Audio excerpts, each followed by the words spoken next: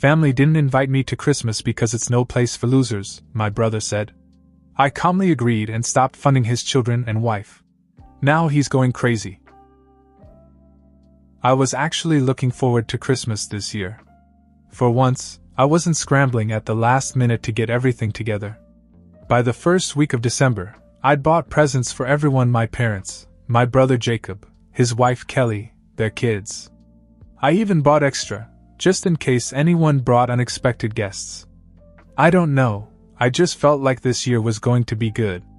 So I was completely blindsided when, as I stood on my parents' front porch with a bag of wrapped presents in each hand, my mom opened the door and said, "We don't want you here this year."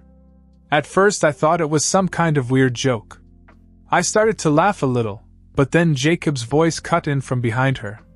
"This is no place for losers," he said. "You're really starting to wear on all of us." I just stood there, staring at her. My dad was in the background, not saying a word, just looking awkwardly everywhere but at me. My mom looked uncomfortable, but didn't back away. And Jacob? Jacob looked downright smug. I felt this onslaught of emotions: confusion, anger, embarrassment, but somehow I stayed calm. I just nodded, said, "Fine if that's how you feel," and walked back to my car. But as I sat there in the driveway, staring at the bags of presents in the passenger seat, something inside me changed. No place for losers? Tired of me? Where was this coming from? I had a pretty good idea Jacob was behind it, but I couldn't figure out why. I'd been nothing but generous to him and his family over the years. I'd helped pay for his kids' school supplies, covered their summer camp fees, even pitched in on his mortgage when things got tight. And now, out of the blue, I'm not welcome at Christmas. I decided I wasn't going to leave just yet. I was going back to the door to get some answers. I left the presents in the car and went back to the door. My parents were still standing there, whispering to each other as if they hadn't expected me back. Jacob was lounging on the couch, scrolling through his phone, acting as if nothing had just happened. I didn't bother to knock. "What's going on?" I asked, stepping inside. "Why am I not welcome at Christmas? What did I do?" Jacob grinned without even looking up from his phone. "You really don't get it, do you? You've been slacking off lately. The kids have barely gotten anything from you this year." I stared at him, stunned. "What are you talking about? I've spent hundreds on presents for your kids. They have more presents in the car than anyone else." Jacob finally looked at me. "Last year you did more? This year it's like you don't care. It's embarrassing for us, honestly." I turned to my parents, expecting them to say something. Maybe defend me or tell Jacob he was out of line. Instead, my mom gave me this awkward smile and said, "But you just bought a new car. You found money for it." For a second, I didn't even know how to respond. "The car is on credit," I said, keeping my voice steady. "And even if it wasn't, how does buying a car suddenly make me responsible for Jacob's kids? They're not my responsibility. You're the one who makes the most money," Jacob said, leaning back on the couch as if this was all perfectly reasonable. "We're a family. Families help each other. You've always done that." I looked at Qley, his wife, who was sitting quietly in the corner. She hadn't said a word, but her face was flushed, and she was staring down at her hands. She looked as if she wanted to disappear. "Is that your reasoning?" I asked. "Because I've been generous in the past, I'm now obligated to do so forever? And if I don't, I'm a loser?" Jacob shrugged. "If the shoe fits." That was it for me. I took a step back and shook my head. "You know what? You're right. I don't belong here." I looked at my parents. "Enjoy your Christmas." Then I turned to Jacob. "And good luck with those presents. Because this loser is done financing your life." I walked out without waiting for an answer. I drove home in silence, gripping the wheel harder than I needed to. I couldn't wrap my head around it. Was I really the bad guy here? I'd gone above and beyond for my family for years, always stepping up when things got tough for Jacob, making sure his kids never felt the pinch of his financial struggles. And now, not only was I not welcome at Christmas, I was a loser. For not doing enough? When I got home, I sat in the driveway for a while, staring at nothing. The bag of presents was still in the car, and the sight of them made me sick to my stomach. I'd spent weeks picking out just the right things, thinking about what the kids would love, what my parents would appreciate. And for what? To be told I didn't belong? The more I thought about it, the clearer it became. This wasn't just about Christmas or presents. This had been building for years, and I'd been too blind or maybe too willing to see it. The truth was, I'd always been the one Jacob leaned on. When he and Qley were first married, they got off to a rocky start financially. He wasn't great at holding down a steady job, and Qley's part-time work barely covered the basics.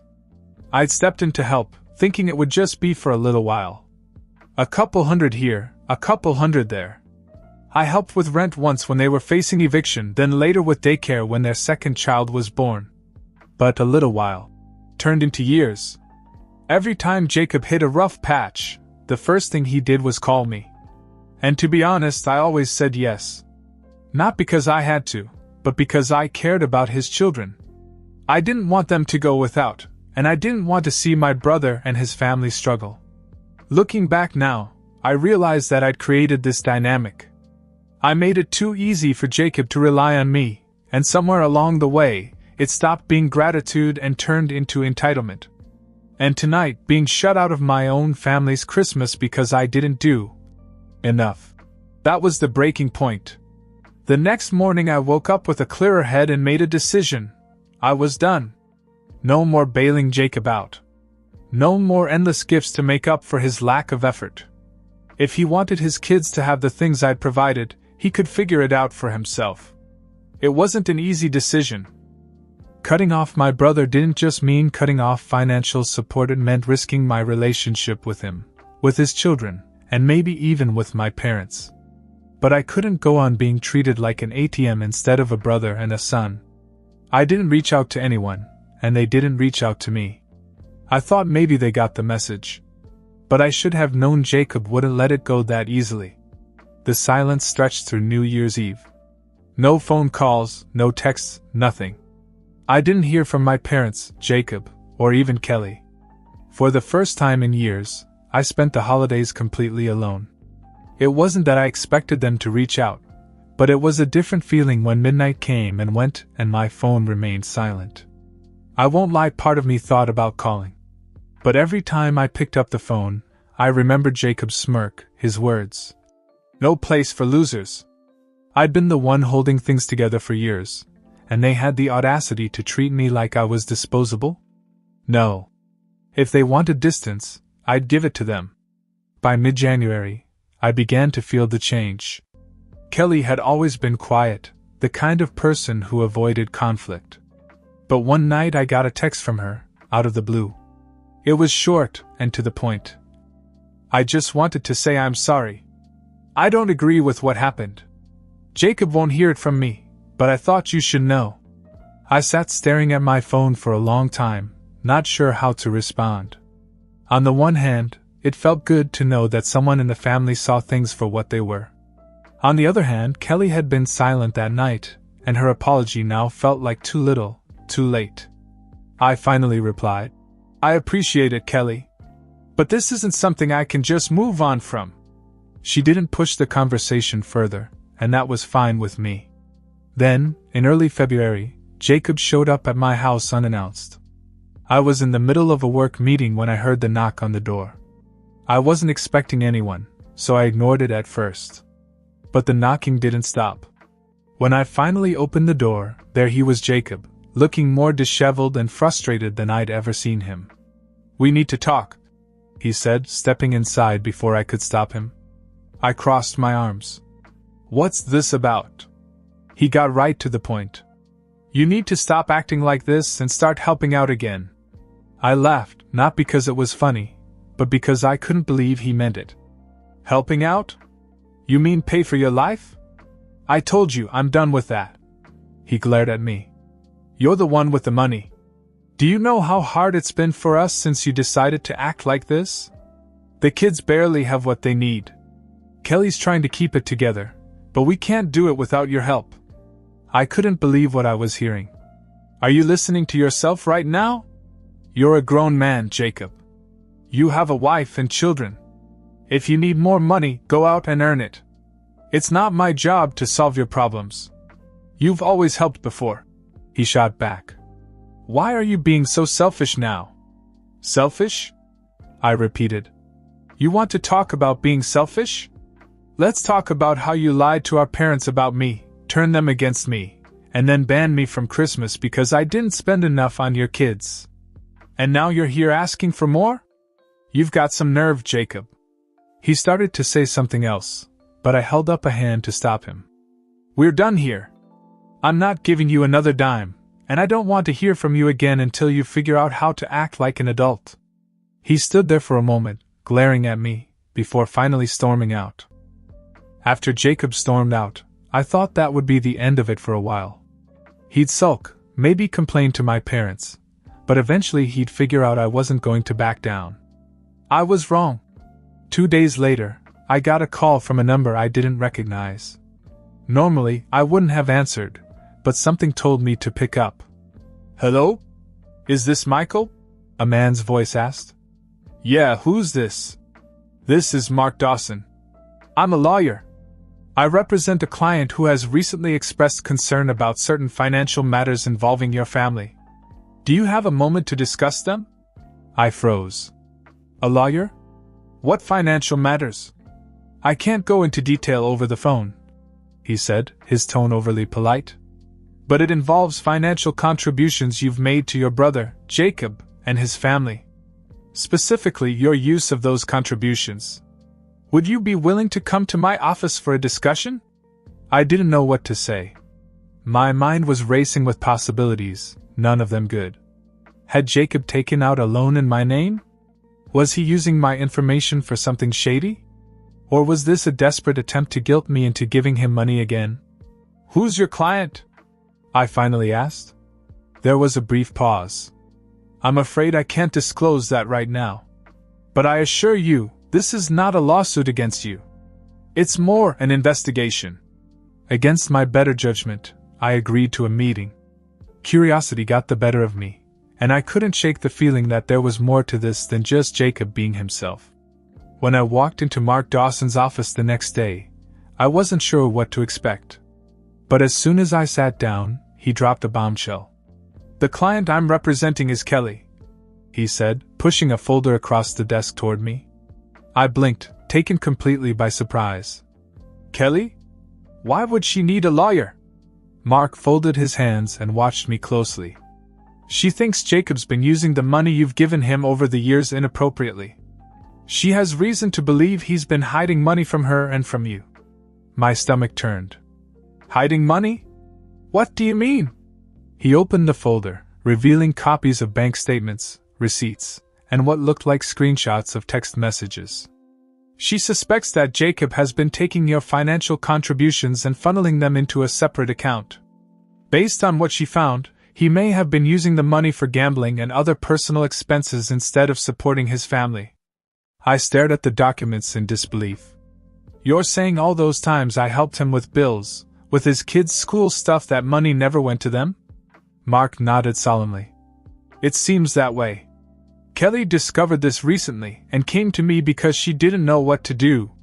She didn't want to involve you at first, but given the circumstances, she thought you should know. I couldn't believe what I was hearing. Jacob had been playing me all along, taking money I thought was going to help his family and blowing it on who knows what. I didn't know whether to feel angry, betrayed, or just plain stupid for not seeing it sooner. Does Qley have proof? I asked, my voice tense. Mark nodded and pushed the folder closer to me. Take a look for yourself. I leafed through the documents. There were transfers from my account to Jacob's, matching the times I'd helped him with emergencies.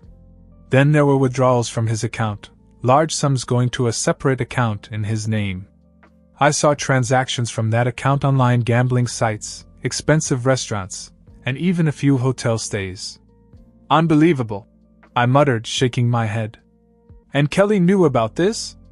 She only recently discovered the second account, Mark explained. She had suspicions for a while, But she didn't have access to his banking information until she stumbled across some bank statements he'd left out. That's when she contacted me. I sat back, trying to take it all in. Does she want me to do anything? Press charges or something? Mark shook his head. Not at this point.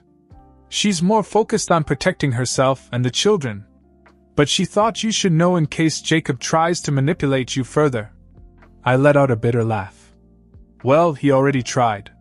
He showed up at my house a few days ago, demanding that I start helping again. Mark gave me a knowing look. That goes along with what Qley told me.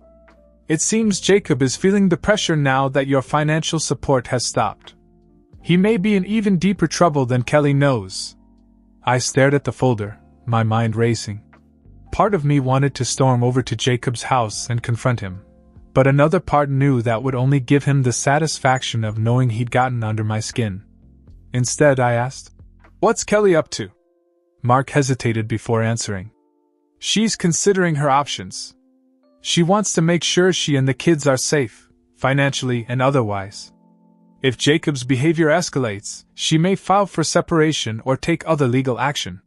Hearing this hit me harder than I expected. Qley had always seemed like the quiet, loyal type, the kind of person who'd stick by Jacob no matter what. If even she was willing to walk away, it told me how bad things had gotten. I thanked Mark for his time and left the office with a mixture of emotions. Anger at Jacob, sadness for Qley and the kids, and guilt for not realizing sooner how deep this had gone. But most of all, I felt a strange sense of relief. For the first time in years, I wasn't carrying Jacob's weight. And now that I knew the truth, there was no way I was gonna let him manipulate me again. After I left the lawyer's office, I couldn't stop thinking about everything I'd just learned. The gambling, the hidden money, Qley quietly planning her next move. It was like a soap opera, except it was my family and I was right in the middle of it. Over the next few days, I kept my distance. I didn't call my parents, and I certainly didn't reach out to Jacob. But it seemed the silence didn't sit well with him, because one night, just as I was about to sit down for dinner, my phone lit up with his name. I considered letting it go to voicemail, but something told me to pick it up. "What do you want, Jacob?" He didn't waste any time. "We need to talk." His voice was strained, almost desperate. "You said something to Qley, didn't you?" I raised an eyebrow.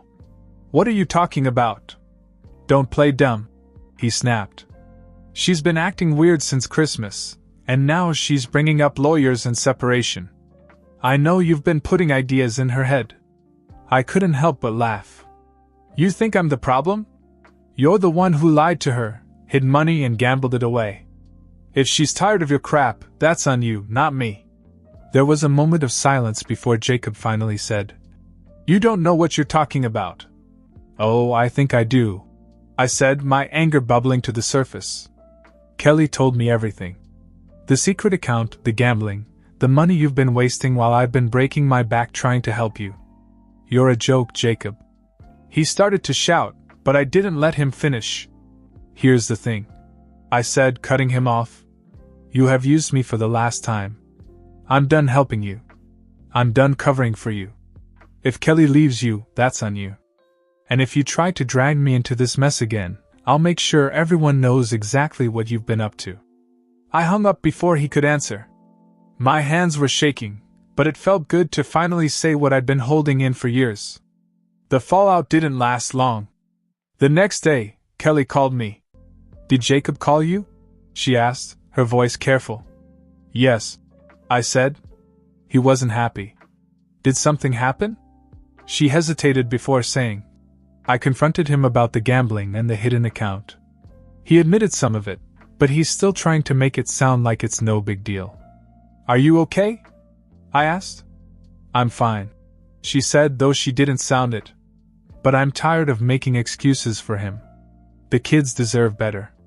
Hearing her say that hit me harder than I expected.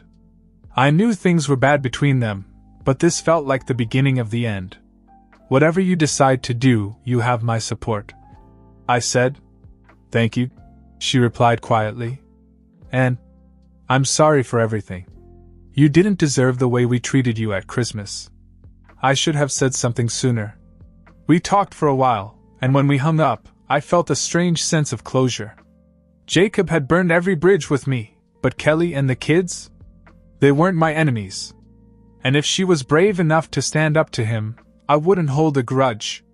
Still, I couldn't shake the feeling that Jacob wasn't done making trouble. A few weeks later, I received a text message from Qley. It was short, just 3 words. "We're leaving today." I called her immediately, and she explained that she and the kids were moving to another state, while Jacob was out of town on a business trip, which I assumed was just another excuse for gambling. She packed up their things, hired a moving van, and left. She didn't want him to know where they were going, at least not until she had everything sorted out legally. "I just couldn't stay any longer," she said quietly. "I can't keep pretending this is normal." "What about the rent and everything?" I asked, genuinely curious as to how she was doing it. There was a pause before she admitted. "I was hoping you could help me with that just for a little while." "I hate to ask, but dash." "Say no more," I interrupted. "I'll cover it." "So, yeah?" I ended up helping her and the kids, but for the first time in years, it didn't feel like I was being used. It felt like I was finally doing the right thing. Jacob, as expected, went completely crazy when he got back and found the house empty. He called me, ranting and raving about how I'd turned Qley against him and ruined his life. I let him vent for a while before saying, "Maybe if you spent less time gambling and more time being a husband and father, this wouldn't have happened. But hey, good luck with that." Then I hung up. Qley is doing well now. She's found a steady job, the kids are settling into their new school, and she's finally starting to feel like she's back in control of her life. As for Jacob, I hear he's still blaming everyone but himself, but honestly, it's not my problem anymore. So there's your happy ending, if you can call it that.